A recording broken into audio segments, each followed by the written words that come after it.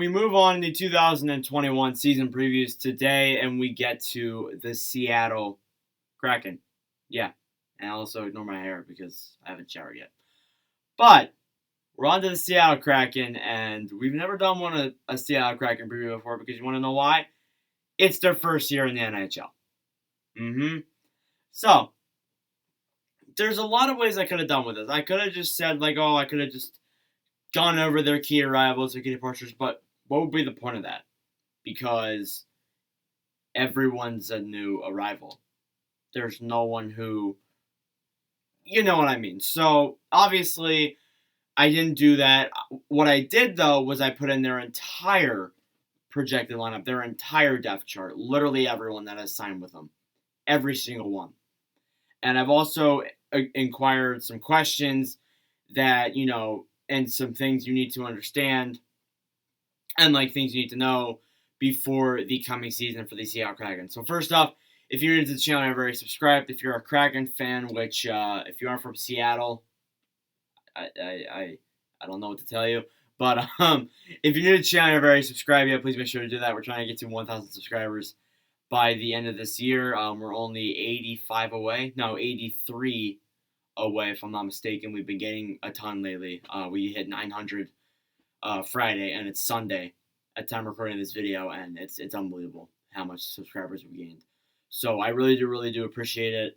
And anyways, I won't waste any more of your time. Let's get into the preview. So here are some key notes heading into this season for the Seattle Kraken. Now, the biggest thing is they're heading into the Pacific Division. The Pacific Division contains of the Anaheim Ducks, Calgary Flames, let's see if I can get this right in one try, Edmonton Oilers, Vancouver Canucks, Vegas Golden Knights, LA Kings, San Jose Sharks, and, of course, the Seattle Kraken.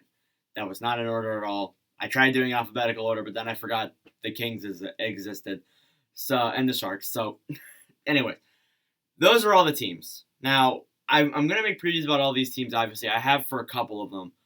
But, big but, this Pacific Division is relatively weak. You have the Ducks, who are kind of on a rebuild. Kind of.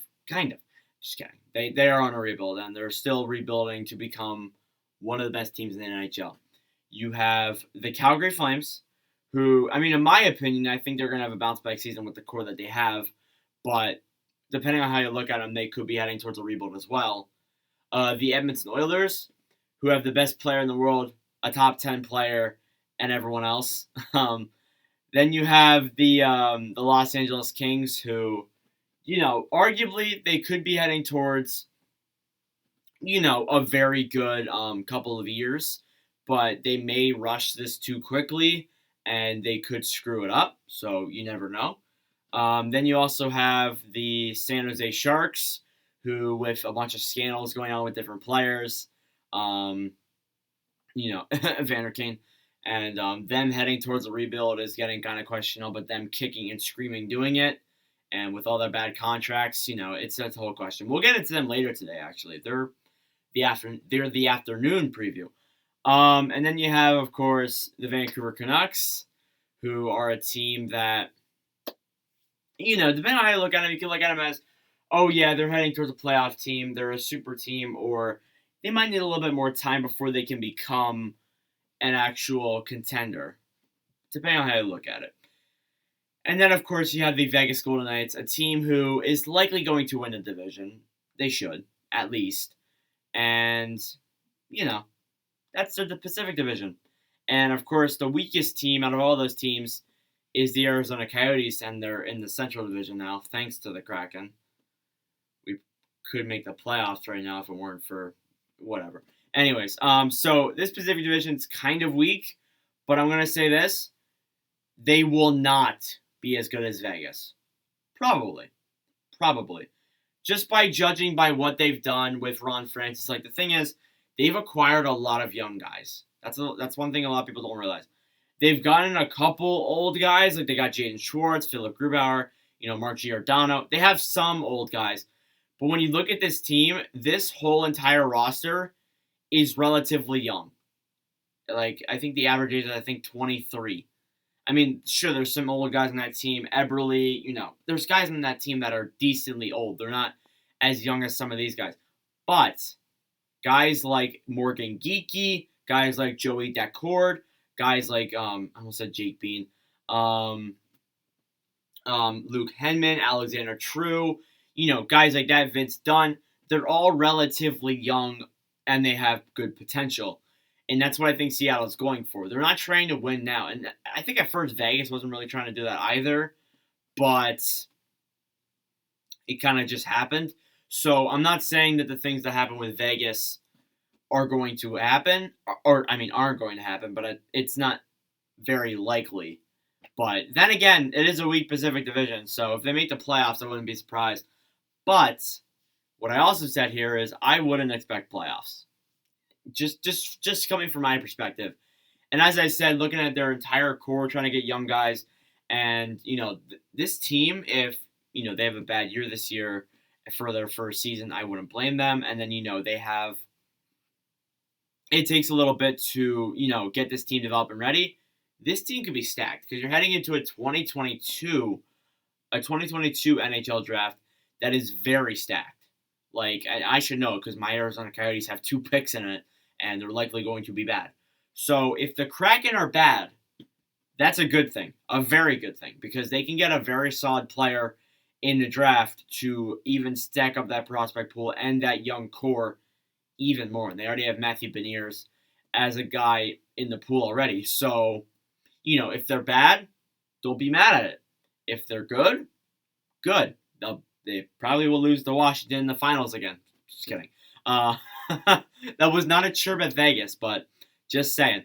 So, look at all that, and you say to yourself, you're like, okay, so this is the Seattle team, but what is their lineup? So the Kraken's projected lineup is basically their entire roster. As I said, I've mapped out their entire roster. So their first line, if everyone is healthy, if no one gets controversy, if no one gets bought out between then and now, this is their entire depth chart. Their first line will be Jaden Schwartz, Yanni Gourde, Jordan Eberle. Their second line will be Jared McCann, Alexander Wenberg, and Jonas Donskoy. Those aren't as young as the guys below them, but they're still decently young. They have a lot of old guys, and admittedly, they have Johansson, Giordano, Larson, Alexiak, that's what they have. But I still think they are going to be heading towards a young a young team. So, but I think Schwartz, Gourde, Eberle is a very solid line. You have the goal scoring there in Yanni Gourde. You have the solid play there in Eberle. And then, of course, you have Schwartz as well, a solid player for St. Louis before. You have an underrated forward in Jared McCann. Wenberg has been solid with Florida. Surprised they let him go, actually. And then I've been very vocal about how much Jonas Donskoy is a very solid forward, and I wouldn't be surprised if he takes Eberle's spot at one point in that lineup.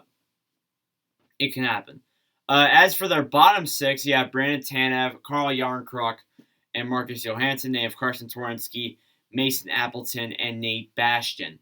So you look at that bottom 6, and it's like, all right, so it's fairly young. Not a lot of really well-known named guys.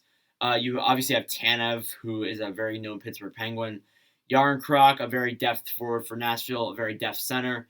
Johansson, obviously, has had his dues. Eric Stahl trade, all that stuff. But, he's still a solid bottom 6 guy. You have Carson Twarynski, who I thought was a solid young guy in Philadelphia. I thought he was pretty good. Then you have Mason Appleton, who, if you know my good friend Marcus, he has a good history with Mason Appleton. And Nathan Bastian as well for the Devils. So, this team comes in here with a very, I wouldn't say weak, but it's not strong bottom 6 either. It's kind of a neutral looking bottom 6. And as for their other guys who aren't included in the first 4 lines, you have Morgan Geekie, Colin Blackwell, Luke Henman, Cole Lind, and Alexander True. Now, when I show you the picture of the True thing, you're going to see that it just says True in all caps. That's the way Google Sheets is, not me. So you have solid depth guys there. Morgan Geekie, a very solid depth righty center. My friend Matt, who is a Canes fan, has been very vocal about how solid Geekie is, not only in the NHL level, but also in the minors as well. So that's good to see. Luke Hennon, we've not seen at all. Of course, he's obviously their first player they've ever signed to a contract. So there you go. Cole Lind for the I think Canucks, right? He came from the Canucks. Is obviously also a very solid forward who is underrated. And True, Alexander True. I can't exactly remember who he is, but you know what? Solid player for the Sharks, I guess. I never saw him play. I don't really know. As for their defense, their entire blue line is actually probably the best thing of this whole team. It's probably the most stacked and has the most depth. Their entire blue line pairing is Mark Giordano, Adam Larson, Alexiak, Vince Dunn, Carson Sussy, Hayden Fleury as their entire first three pairings. You have Jeremy Lazone and Will Borgen, Cholowski and Carrick, and then you have Cale Fleury as those depth guys. So let's go pairing by pairing. Giordano and Larson. Larson with the Oilers, there was some things about him signing with them, but that never worked out. And then Giordano obviously came from Calgary in the expansion draft. He's likely going to be the captain. Likely. It's not confirmed yet, but I guess he's the captain. So there you go. Then you have obviously Alexiak and Dunn. I've been very vocal about how much I like Dunn. And I think Alexiak's also a very solid, underrated defenseman there. So I think that's going to work out well. And then Carson Sussy as well. There's been rumors they've been shopping him, but as of right now, he's still on the lineup. So I'm just going to go out on a limb here and say he plays third pairing. And you have Hayden Fleury as well. You also have Jeremy Lazone, who could very well play a lot this season if Sussy gets either moved out or doesn't play well. Because I liked what Jeremy Lazone did with Boston. I was very impressed with him. He's one of the reasons why I like Boston. You have Will Borgen as well. Dennis Cholowski, who was actually an underrated choice. I remember when some people were saying, like, oh, who is this guy even? Like, Cholowski, he has potential to be a top four defenseman. I think with Seattle's minor league team, I cannot think of who it is. If someone could leave that in the comments below, thank you. But with Cholowski, I like his play, and I like how solid he's been with the Griffins in Detroit, of course. So I think he's going to get time this season, of course. And then Borgen, pretty underrated player for the Rochester Americans, a.k.a. the Buffalo Sabres. Carrick was solid for a bit there, and Cale Fleury obviously coming from the Montreal Canadiens, another solid pick there as well. So that's their blue line. As for their goaltending is Philip Grubauer, Chris Trebo. What? Okay, I looked at Anthony Bibeau's name. Chris Drieger, Anthony Bibeau, and Joey Daccord. So Daccord, you probably move him up to third guy there, and Bibeau is your fourth guy because I'm going to be honest, I really like Joey Daccord. Really liked him. I loved him when he played for Ottawa in that little bit of time. I have a lot of faith in him making the NHL, and I think he can definitely do that. But right now, a Grubauer-Drieger tandem makes the most sense. I think that's probably the best tandem you're going to get, to be honest. Now, I mean, it looks like when you look at the goaltending, you may not look at the rest of the team and be like, oh, they're trying to win now, like with Grubauer and Drieger, obviously, because they're not young goalies. But I still think this team's trying to go young. And even if they don't go young, even if they don't do bad this season to make the playoffs, I mean, it's a win-win either way. But still, I still see Grubauer and Drieger as the first pairing there. Bibeau is a solid forward. He's not bad for the Kraken. He's going to be solid. Goalie. He's going to be solid for the Kraken's minor league team, which, by the way, I can't remember their name. I said that earlier. But anyways, yeah, that's the Kraken. That's the entire Kraken depth chart. Minus the prospects that they have. The prospects, Beniers, you're getting Beniers into that argument, a couple other guys they drafted. It's a whole different story then. Just the guys that they have signed to ELCs or, anything of that matter. And to my knowledge, at least, as of Sunday, August 29th, at 8:48 a.m., they have none of their prospects signed. To my knowledge, Matthew Beniers is not signed to an ELC. Just saying. So yeah, that is my 2021-2022 Seattle Kraken preview. If you haven't already subscribed, please make sure to do that. I really would appreciate it.